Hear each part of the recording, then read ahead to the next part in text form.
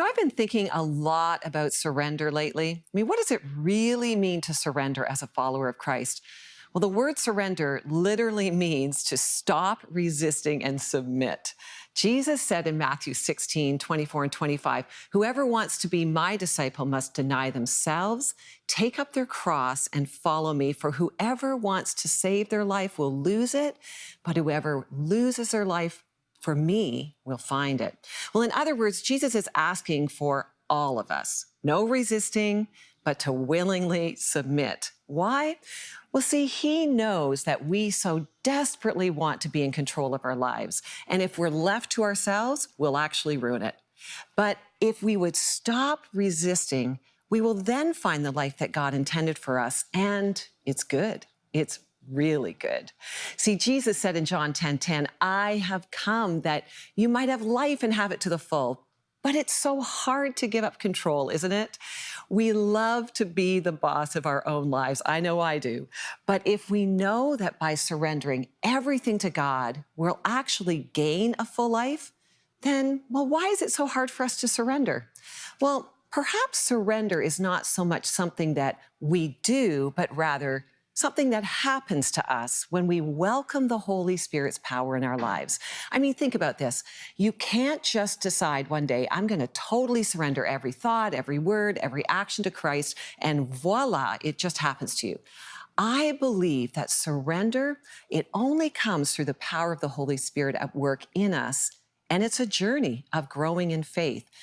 Just when you think you've surrendered one area of your life to Christ's control, another one pops up where you're still trying to be the boss. So we may go through a few degrees of surrender before we get to experiencing total surrender. I love the story of Hannah in the Bible, and she would be an example to me of someone that is totally surrendered. She called out to God in her desperation to have a child. Well, he answered her prayers, and she followed through on her commitment to obey him.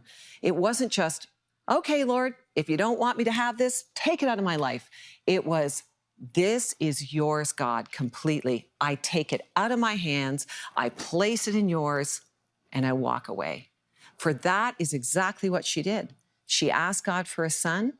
He gave her Samuel, and she brought him to the temple and left him there. I can't imagine. This is the level of commitment God is seeking from us. This is the type of total surrender that God is asking of us. And what Isaiah describes in Isaiah 30, verses 21 to 22, listen to this. It's from the Message. Cry for help, and you'll find its grace and more grace. The moment he hears, he'll answer. Just as the Master kept you alive during the hard times, he'll keep your teacher alive and present among you. Your teacher will be right there, local and on the job, urging you on whenever you wander left or right. This is the right road. Walk down this road. You'll scrap your expensive and fashionable God images. You'll throw them in the trash as so much garbage, saying, good riddance.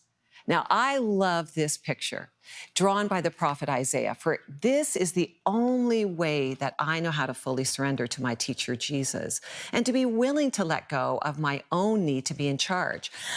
Surrender is a result of living out of a loving and trusting relationship with God.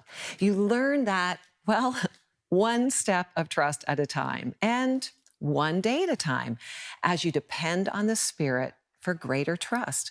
As I learn to hear his voice and to trust it and do whatever he asks of me, whether to go to the left or to the right, I need to know that he's loving and he's full of grace toward me.